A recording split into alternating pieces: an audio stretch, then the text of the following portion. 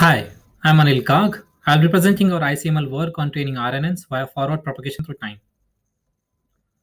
Given a sequence to sequence input, RNNs start with an initial hidden state at 0. At time step 1, take up input x1 and applies the nonlinearity phi to achieve the next hidden state. It computes the loss L of y1, h1 and processes the remaining tokens similarly till the last time step. Typically, RNNs are trained by backpropagation through time, also known as BPTT. After the forward pass, gradients are backpropagated from time step capital T all the way till time step 0. P is parameterized by W and updated by the following equation. BPTT is known to suffer from training instabilities, namely vanishing and exploding gradients, that arise from computing this product chain of partials that can go to 0 or infinity. As a result of unrolling all the time steps, BPTT has gradient cost that has constant scaling with length capital T. Since BPTT stores all the intermediate states, its memory overhead scales with length capital T. Observe that the BPTT update equation yields the following stationary condition for the optimal W. Instead of unrolling the entire sequence for backpropagation, let's play an online game. At time t, play wt and incur a loss L of ht, yt, wt, and update the parameters with the gradient of this loss. We can write the following regret for this game, where the second term denotes the BPTT as the competitor. Note that if the regret is small, this game achieves similar loss as BPTT, and if the parameters wt converge to some w, this game mimics an RNN. Let's focus on the update equation for one time step. In this setup, w star is the optimal solution that lies in the yellow circle. We start with w1 as our initial iterate. Taking a gradient step, we reach w2. Then we take a gradient step along the green arrow to reach w3 and so on. Note that our losses are aligned such that we will cycle in this hexagon forever and not reach w star. Thus, this update equation lacks stability as it moves too quickly from one time step to another, and it need not converge. Let's add distance to mean parameter as a regularizer for stability and convergence.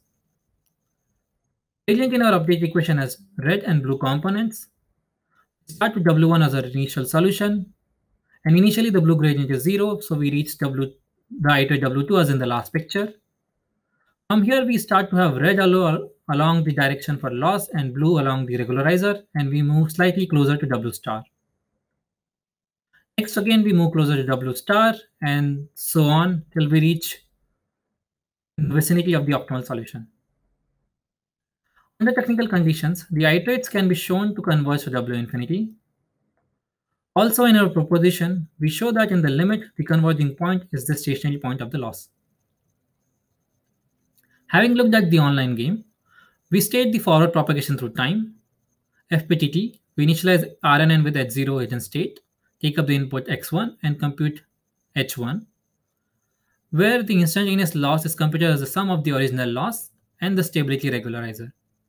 Now we update W with the gradient of this loss and move to the next step, where we perform the same steps and move on. Note that the time invariance to W is enforced by adding the penalty term.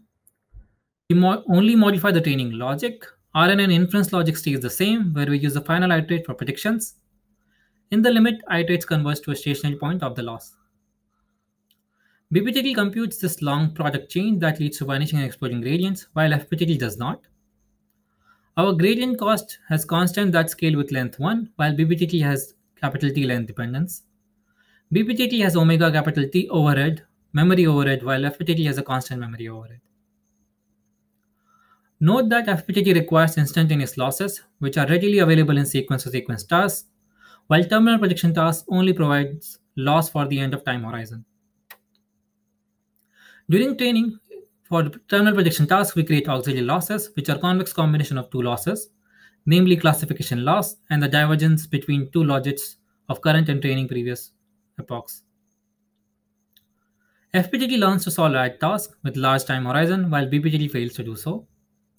FPTT scales well to larger datasets and larger time steps. It learns long-term dependencies and achieves better generalization than BPTT. FPTT also adapts well to short-term dependencies tasks, where it achieves much better test performance.